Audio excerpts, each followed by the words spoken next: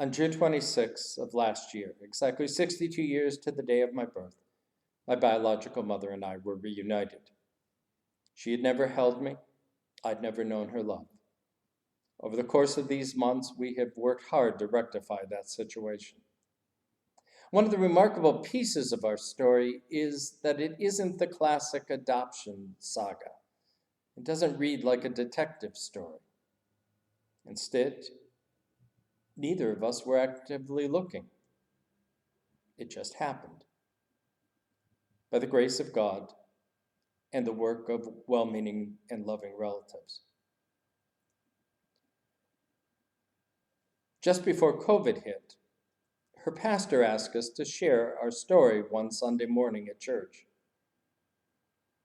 The thought of this Lutheran bearing testimony at a Pentecostal church was a bit scary. But for Mom, I would do it. Neither of us had heard the full story that either of us brought to the table until that morning. It was a powerful, moving, if not painful story to hear and to tell. What struck me, though, was how many times there were opportunities for that story to have taken a turn, or for one of us to be put in a situation where reuniting would have been impossible. And yet, it didn't happen. There was a consistent thread that seemed almost inevitably to lead to that day in June last year. As remarkable as it was to unpack that story, even more remarkable was the reaction to it. Oh, there were those whom I expected to hear from, those whose lives had similarly been affected by adoption issues. But more powerfully were those whose lives were in crisis, or they were struggling with times of doubt. They were in the faith crisis. And what they heard in that story was that God is still capable of working miracles, and that God continues to work through our lives in powerful and meaningful ways. It reinforced for me the importance of telling our faith stories. And in a few short weeks after telling it the first time, I recognized how important that really was as we found ourselves in exile. For the better part of 3 months, we could not see each other. What held us together was our story, that common story, not only of our lives, but of our faith. And how many times in those months did we reference that story as reason to know that we could get through this? Those faith stories are important for us in times of crisis, for they help us remember where God has been active in our lives in the past, and the promise that God will continue to be with us even in the present. During COVID, we've gotten good at telling stories. We tell Trump stories, we tell Biden stories, we tell stories of Fauci and COVID, we tell stories of economic woes, we tell stories of conspiracies, we tell stories of violence, we tell race stories, we tell stories of crises like hurricanes, explosions. But how good are we at telling our faith story? Do we even have one that we've thought about?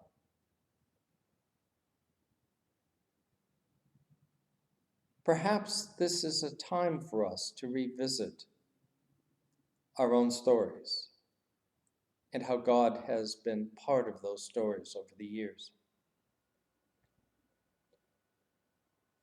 One of the exercises I love to do when I'm working with congregations in telling stories and developing our own faith story is to use an instrument that I developed called sacred syntax. It's 52 stories from the Bible that I believe if we have in some rudimentary way under our belts, we can begin to address almost every issue there is with a story. It's kind of the vocabulary of faith. There's 52 stories, one for each week of the year. And I encourage you to explore them, sit with them, listen to them afresh, because most of them we already know by heart. But to sit with them and ask the question, where in my life have I found myself in this kind of a situation? And I believe what we will find is that as we hear those stories again and as we begin to see how they weave together, we will find the courage and the hope and the faith to meet the uncertainties of the day ahead. For those people that came up to me after I told my story were right. God continues to do miracles.